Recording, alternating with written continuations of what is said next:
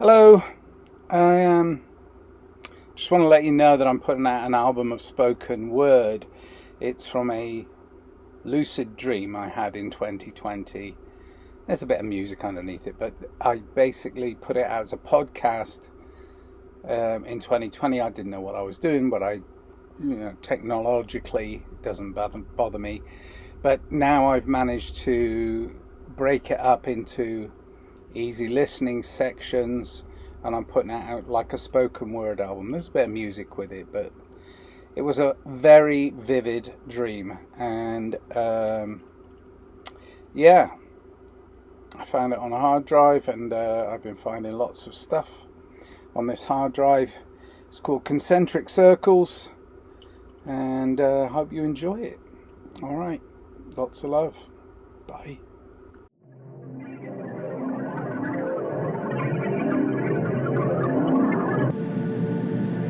The dream last night was so intense, hard to call it a nightmare. It was too vivid, too real. Layered in such a way it was flickering even when I was awoken by it. The basic premise of the dream was this. I got a speaking part in a movie, and we were supposed to be shooting on a massive backlot somewhere in Hollywood that I had never seen before.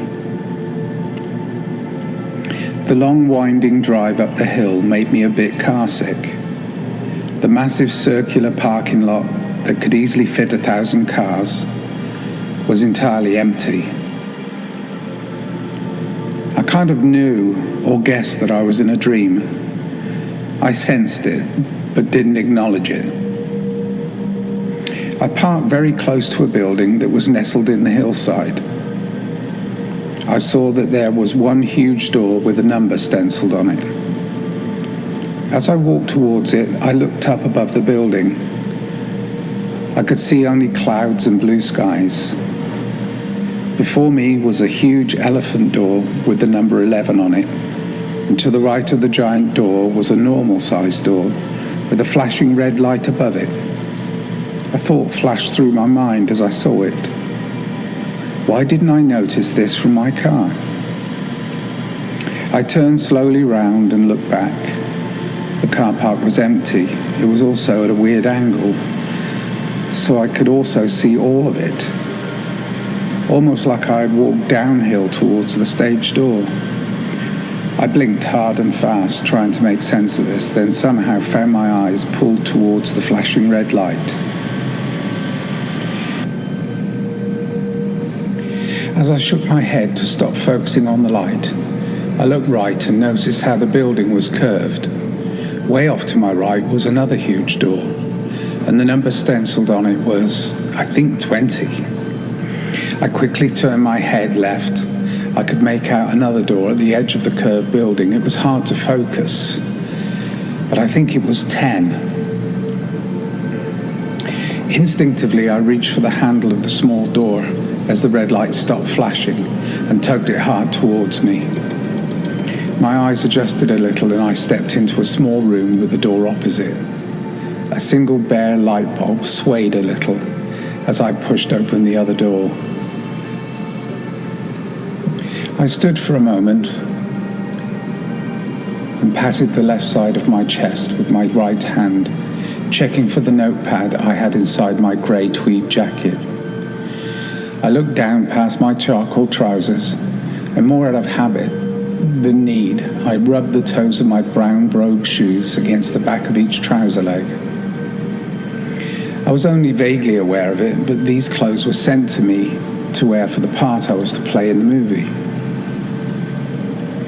This was when I became more aware of the noise and the sheer vastness of the space I was in. All my senses came crashing in at once, and I felt a little giddy. A familiar voice rose above all the cacophony, and into my focus strode a man I hadn't seen for years. "Hello, Nige. How are you, mate?" He wasn't looking for an answer, and he quickly hugged me close and whispered to me, "Call me Wayne, never Mike." I knew that was dodgy. I even pushed him back a bit to check his face. But it was Mike, and I knew him as an assistant director. I started to say something, but was quickly interrupted by him bellowing, "My name is Wayne, and I will be showing you the set," and adding, "Follow me, and all will be revealed." He stepped aside, and there were too many people in earshot for me to be able to question Mike or Wayne. First to come up to me was a wardrobe stylist who walked casually around me, looking me up and down, who said, "I'm glad it all fits. You look great." I was just about to speak when a bell started ringing loudly, and Mike, aka Wayne, lifted an old-fashioned megaphone to his mouth and shouted, "Places, everyone, places."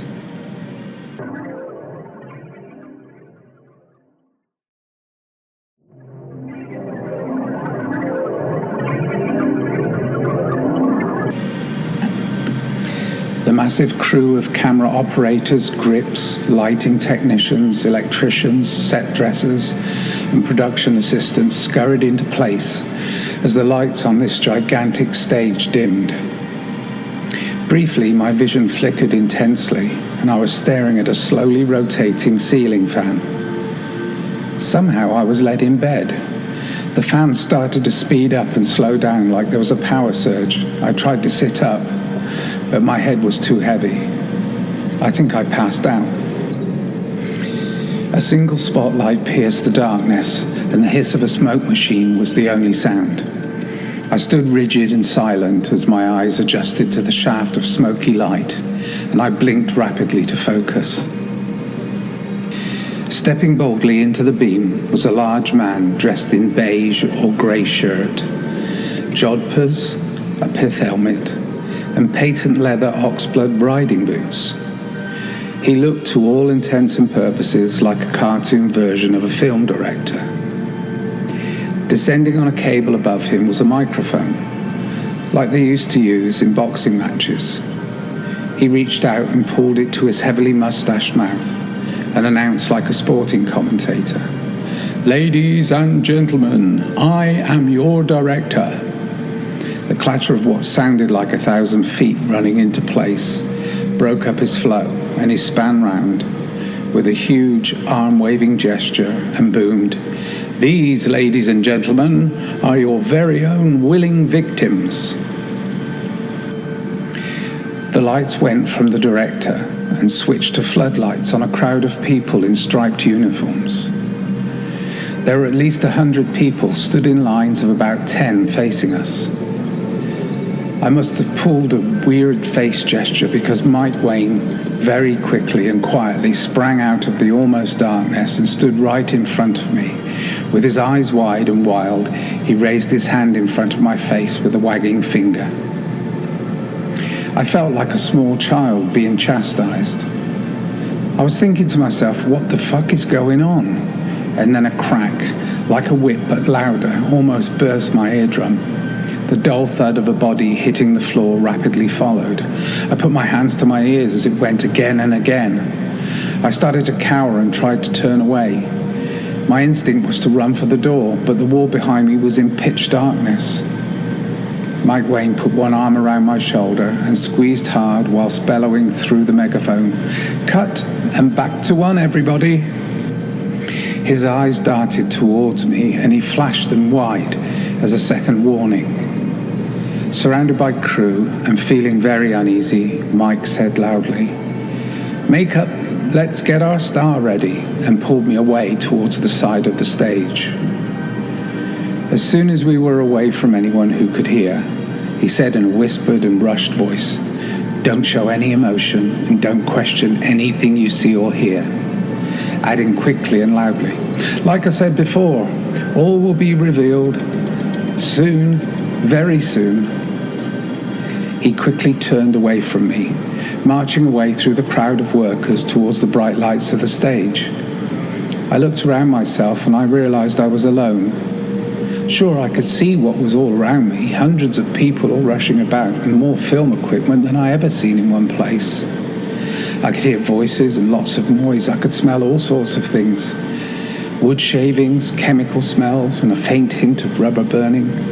I could feel the heat of a nearby spotlight and the sweat and small beads on my back. The taste in my mouth was of a metallic nature. and also a sweet taste of peppermint.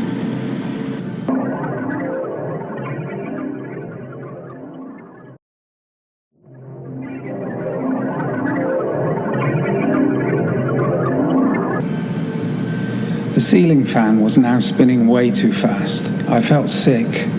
My eyes were watering as I tried desperately to sit up. It went black, but I was awake. I know I was awake. As I stood there completely freaking out, I rubbed my eyes and tried to think. As my brain kicked in and told me to run for the exit, a red-headed woman came striding out of the crowd. I knew her, but I couldn't remember her name. She was waving at me to follow her. I was surprised that I gave it no thought and just strode boldly behind her. "Come on, keep up," she said. "Danny," I blurted out, with no real thought as a name flashed into my sluggish brain. She raised her right hand and said, "Hurry," and I did. Occasionally to my right, I caught glimpses of people in the half-light, milling around by the curved wall. I squinted into the bright lights on my left side and saw hundreds of workers and projected images on the back of the stage's white expanse. The images were huge and moving around. Close-ups of grainy black and white film that were out of focus, overlaid with psychedelic vivid coloured mandalas. Technically, I was very confused. The solid wall that the projections were on was so brightly lit, it was impossible. Another what the fuck. I turned my head towards the back of Danny and kept striding forward. In the distance, about 100 yards ahead, I could see a dimly lit soundstage wall, all chicken wire and soundproof padding. The already long walk was weird. I swear I was walking in a straight line. Yet when I got to the wall, I looked left, and the perspective was of a distant convex.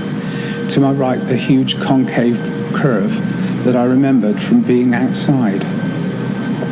Danny stopped abruptly and I almost bumped into her. Her green eyes widened and she said very quietly, "We're trying to help you," adding, "You're our only hope." I looked blankly at her face and started to babble. "What the hell is going on?" She lifted her hand to my mouth and said, "Keep your voice down." The only people around us were well out of earshot, and I complied and lowered my voice to a whisper. "I have no idea what's going on here, but I want out now." Her shoulders drooped in disappointment as she stared at me. "They didn't send you?" she questioned. I looked at her. She was visibly shaking. I answered, "I have no idea who they are," followed by, "I think my agent said come here and report to this stage." I had never even heard of it before, and I was somehow automatically transported here in a car I didn't know I owned. That's how I got here. Danny was now backing up very slowly. The disbelief and fear was evident in her face. She said quickly, "What about the notebook?" I reached into my inside left jacket pocket, and Danny recoiled defensively. As I pulled out the black notebook, she straightened out and looked relieved. She snatched it from me and flipped it open. She went straight to the back pages and turned them towards me in triumph. I looked at the back of the black notebook in Danny's white hands. Her red-painted nails looked like they were sank into the blackness.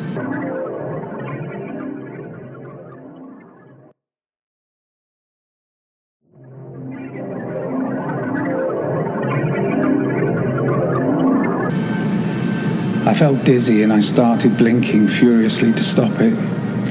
The fan was slowing down. I could just make out the dimpled popcorn-like stucco ceiling as the blades became visible. Where am I? Try to focus. Keep going. I stared at the page, and it was my turn to recoil. The shapes, words, and images were moving, darting across the page, assembling and then shifting randomly.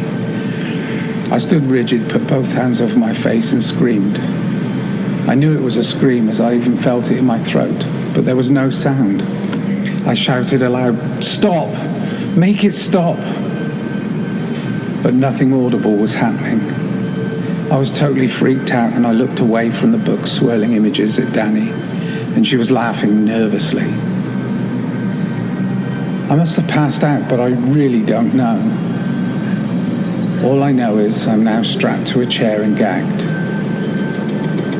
I feel kind of groggy, but not in pain. It's almost too dark to see. I look down at my legs and can just about make out my feet. My ankles are tied together and I struggle to break free. I could hear people shuffling around in front of me, but I can't make out anybody in the darkness.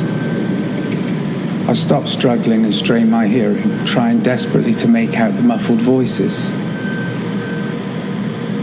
Mike Wayne's voice breaks through the darkness and he glides into my sight, but barely. Everybody ready? Places, everyone. The scampering of crew and the mechanical noises started up.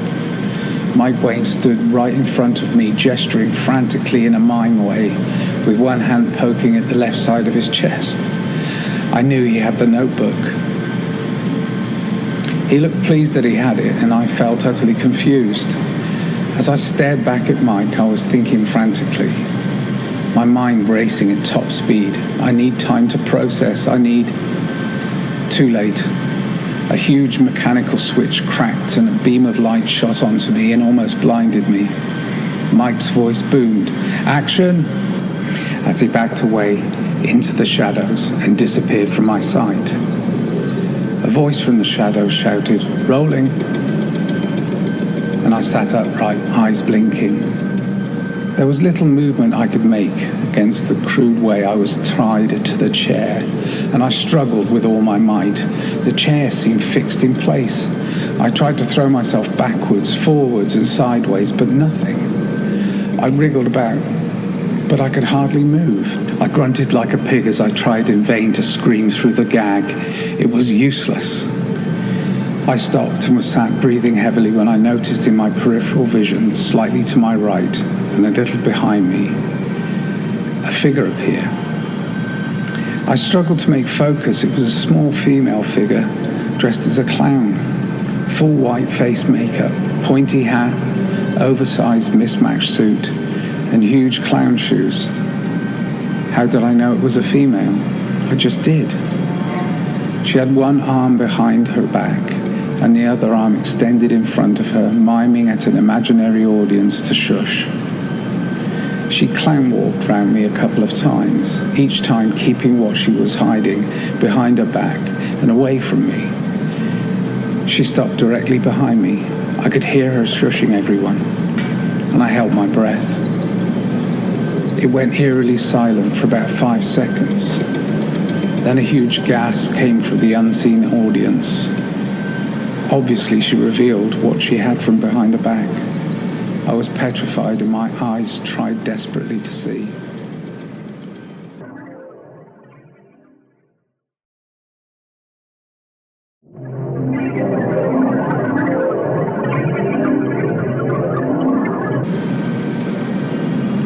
My eyes could hardly make out the spinning ceiling fan. I was trying desperately not to blink. Fear coursed through my body and I felt like I was burning up. I could smell my own sweat and feel it sticking me to the bed. I must not blink, I must not blink, I must not. And it happened and I saw very clearly. So I must not doubt it. All was white. Not blinding light, just white. No shading, no shadow, just white. I immediately, with no thought, sat up and swung myself out of bed. I stood stock still, took a huge gulp of air, and wept. As I turned slowly around, trying to see where I was, there was nothing.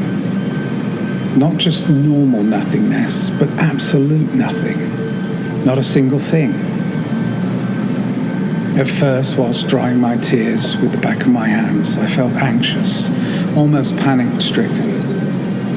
But as I lowered my hands to my sides, a strange, never-before calmness entered my whole being.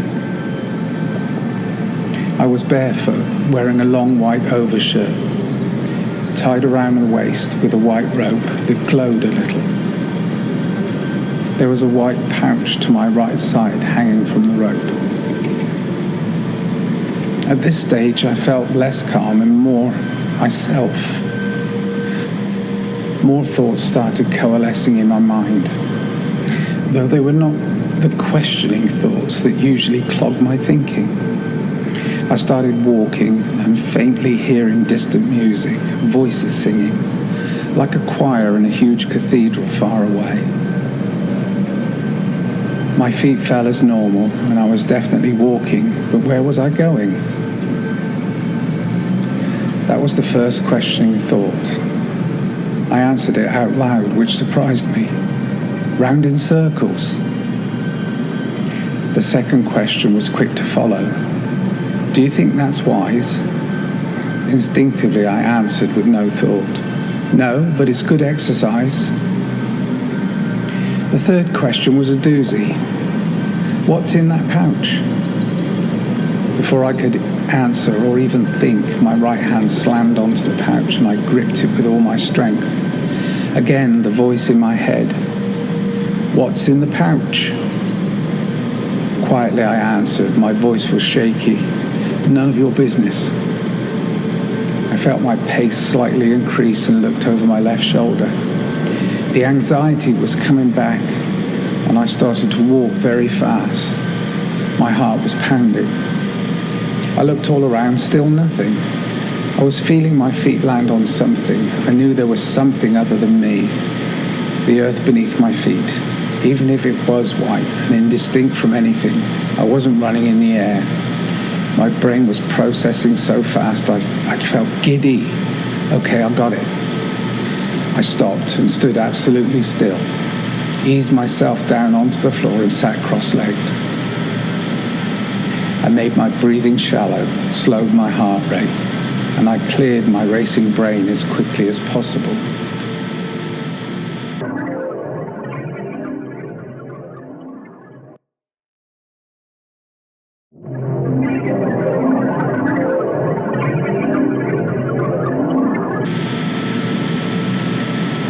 I gently slid my hand into the pouch at my side, and I felt the edges of the leathery bound notebook and fished around for what I thought was the coin that Dorothy had snuck into my hand whilst I was bound to that chair. I was curious to see it as I had never had chance. I enclosed it in my fist and slowly lifted it up to my face. And just before I opened my hand, I saw a golden yellow light leaking from the gaps between my fingers.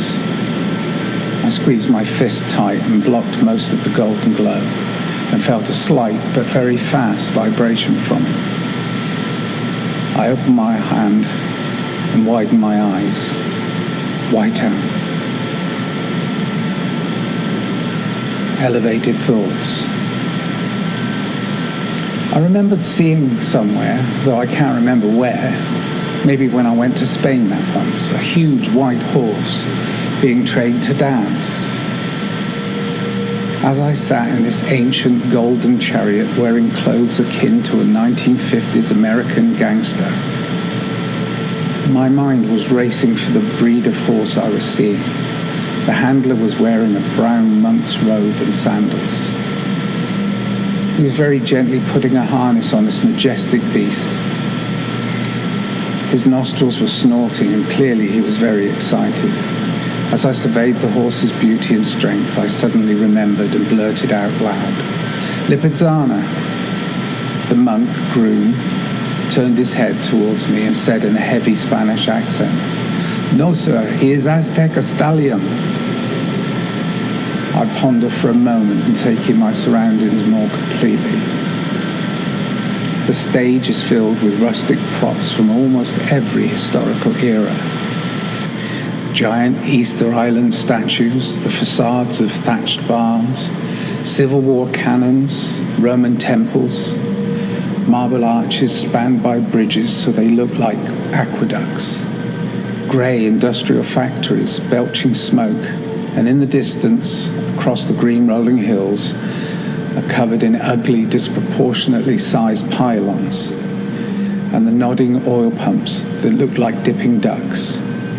Why was I not surprised? It wasn't just because I was jaded from many years of movie magic. It's because I felt at home here. As I was processing this, I realized I couldn't hear much of anything. I wasn't completely deaf. I could hear muffled, distant machinery, and I knew I heard the monk speak. I flicked my eyes over to him again. There were 5 horses and monks now. Not identical, but very close. I looked down to the horses' hooves as they danced around excitedly, and all of them had mid-grade bandages neatly wrapped around their legs and over their feet.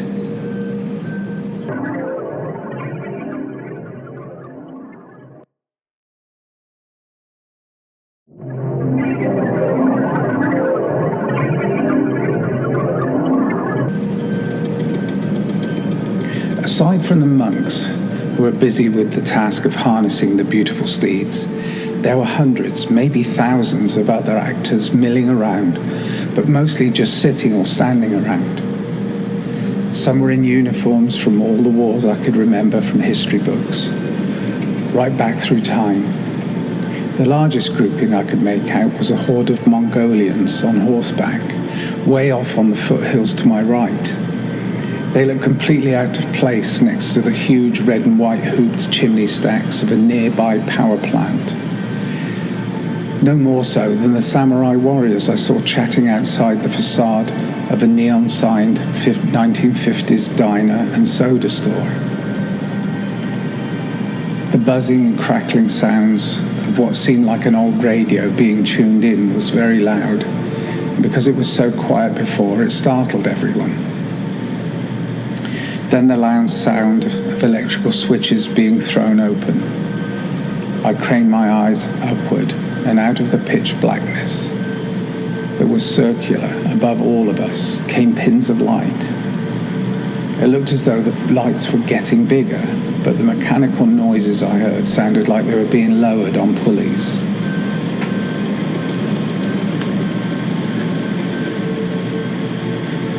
There were hundreds of lights, and as far as I could tell, they were being lowered at different speeds. Some growing bigger quite rapidly, others hardly changing size at all. The yellowish glow of these lights was uniformly flickering on. No, it was more like pulsing. I'd never seen this technology before, so I lay back on the floor of the chariot and watched in amazement. The buzzing sound gave way to the distant single voice of an opera singer. Her quivering voice rang out from the blackness above. It was a very sad song that I had heard before but couldn't remember. The smell of magnolias and lavender filled my nostrils, and the taste of spearmint was on my tongue. Then my mouth was empty. I ran my hand across the inside of the gold-plated chariot and felt the patterned relief of its coldness. Lying almost motionless, looking upward, the chariot's curved U-shape acted like blinders on a horse. My peripheral vision was somewhat impaired. I could make out the black circle of darkness and the points of golden light uniformly pulsing. I stared at the hard edge of the black, and it was as if a huge black disc was being lowered very slowly. The pins of light inside the disc suddenly stopped pulsing, and then they started gently moving in small circles.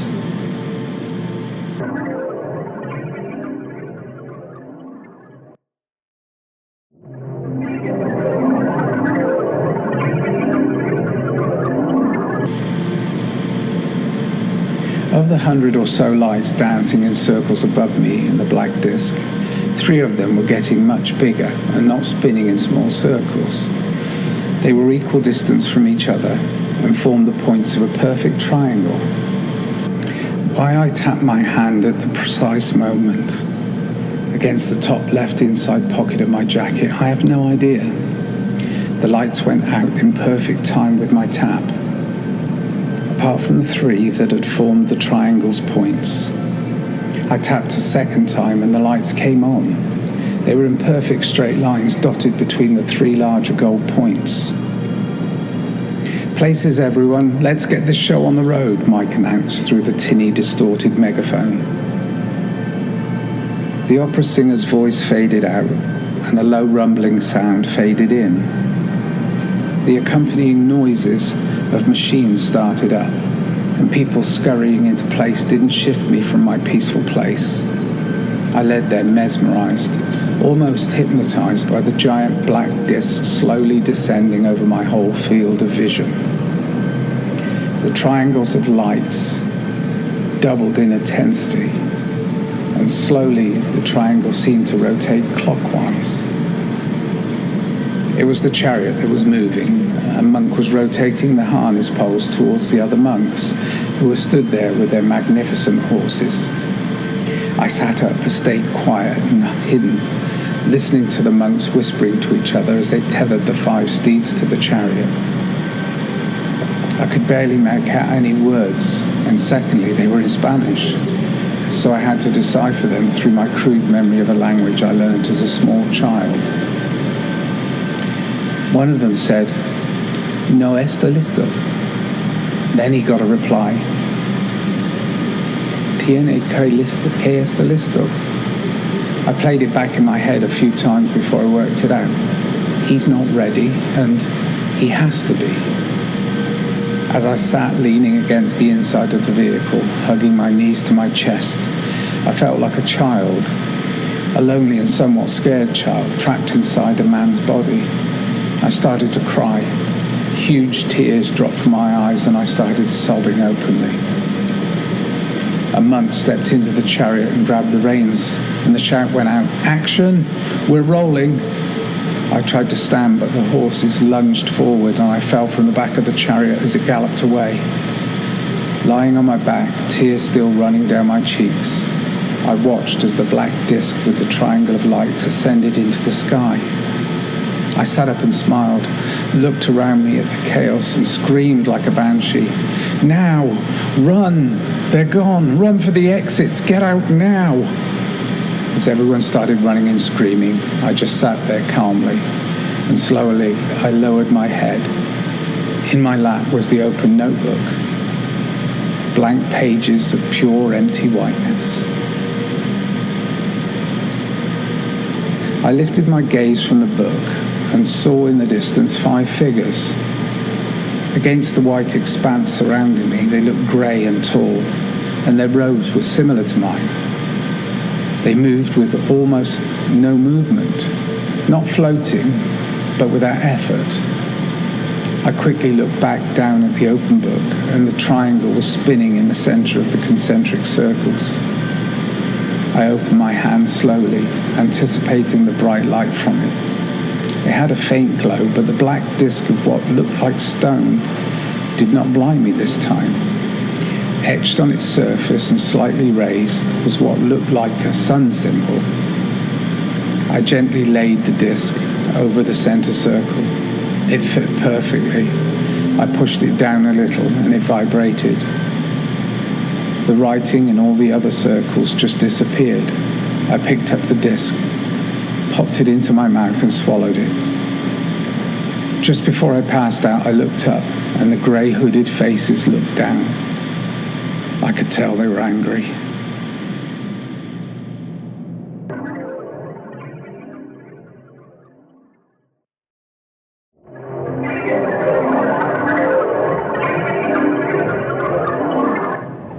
Dreams are tricky buggers. They really are. I didn't write this down. I didn't try and interpret it too much. I'm just trying to access it as I'm barely awake, and it was a bizarre experience to go back into a dream you thought was kind of over, and it kind of picks up where you know, like you've left a marker in a book. You know, it's like, oh, I don't remember reading that, so I opened the book. It's very.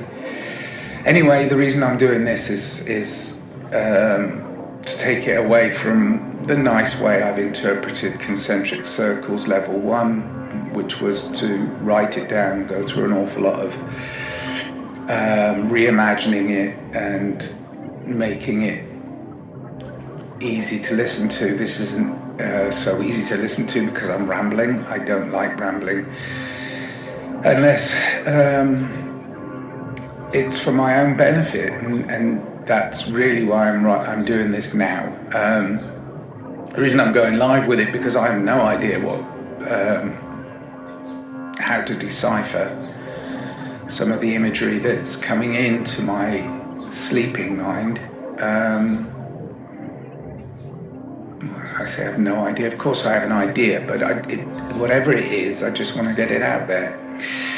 So, the way Concentric Circles Level 1 finished was me looking up at some hooded faces looking down on me, and it seemed a bit sinister. And in a way, it kind of was, or it felt that way, or the interpretation of it felt that way.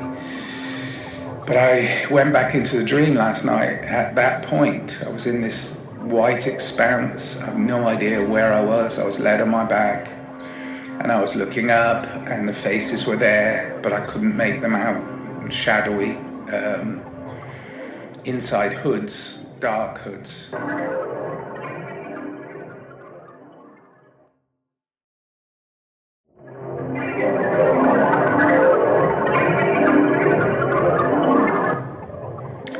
And they were talking, and it was undecipherable.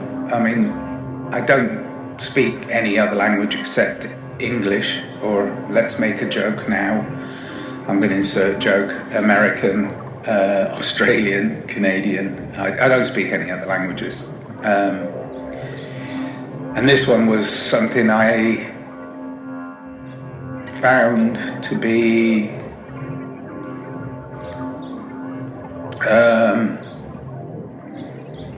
I can remember as a child seeing a documentary about a tribe in Africa somewhere who made noises that were part of their language, and you know, that's something that I remember from childhood, and this was more like that. You know, there was a clicking and whirring. I mean, I don't know. I really don't know. Never heard this language, but their heads were turning towards each other, and then towards me, and then towards each other, and then towards me, and then I think there were 5 of them, and 2 of them left. So they left 3. One that was directly behind my head, one to the left and one to the right. I felt nothing, no feelings, no physical sensations, but they were there and they were looking down, and the one behind my head seemed to be calm, yeah. I mean, he was more of a calming influence than the other 2, who seemed a little agitated, and they were still clicking and using their language, just talking to each other. I didn't want it to be, I suppose really the calming one didn't want me to feel agitation or annoyance, but there was something going on between the other 2 that I couldn't understand, and of course that's an annoyance because I try and understand everything. Human quality that's got us into a lot of trouble. Anyway, I tried sitting up so many times, but of course I couldn't move, so I don't know why. I didn't feel like any physical restraints. I could move my eyes, my senses were working. There was a faint smell in the air, but I don't know what it was. Think, close your eyes, let go. The trouble is now it's going through a filter. It's licorice. No. Tarmac. Gosh, I don't know. There were faint smells. I'm opening my eyes now because I can stare out at nature through my window, looking at the trees, thinking about nothing. If I can, let this vision come back to me. Come on. Oh gosh, the two were clicking and whirring, I looked up, my eyes were working, the light was getting stronger, so it was starting to hurt my eyes, and I don't think I could blink. I'm not sure. I might have been able to, I don't know. The light was getting stronger, the noise was getting louder, and the one behind me was trying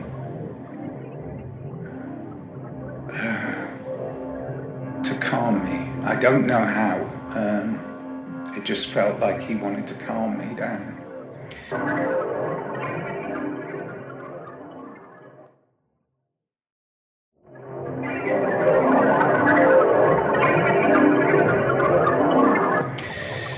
Anyway, as this all was happening and the light was getting stronger and stronger, I must have fell asleep. I must have passed out, fell asleep, whatever. I didn't. The bizarre, really, really bizarre thing is that the agitation from the two didn't stay with me, but the calmness of the one stayed with me. Now, obviously, I'm doing the filter now because I'm alive, awake, and back in my room. Now the mental process. So that was all really I can remember. I came out of it, and I slept 8 hours, which is very, very unusual for me. I'm normally a 5-6 hour man, but 8 hours. And I woke feeling completely okay. Felt okay. And then I was like, oh wow, got to do this, because it came back in a flash, and I've tried to interpret it. Now, okay, analysis. Gosh, because this is my 63-year-old body and my 63-year-old brain interpreting with all the filters that I've picked up along the way in this human experience. So, don't know. 2 warring factors, 1 trying to stay calm.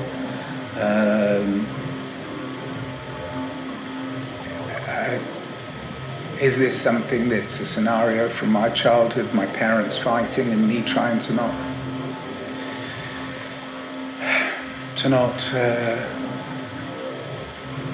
feel anxious?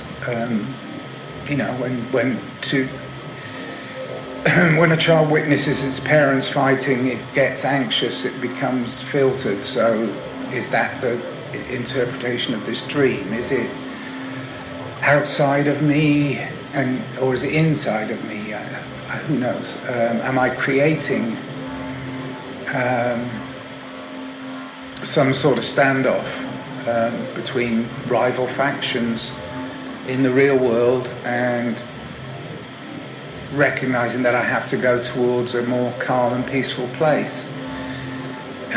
Maybe it's that, it's the interpretations are very simplistic, because I'm still half awake, and there might be a more complicated message in this, I don't know.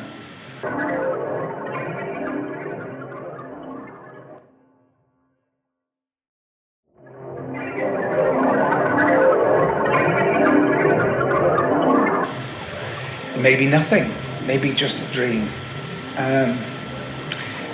Anyway, concentric circles level 2 involved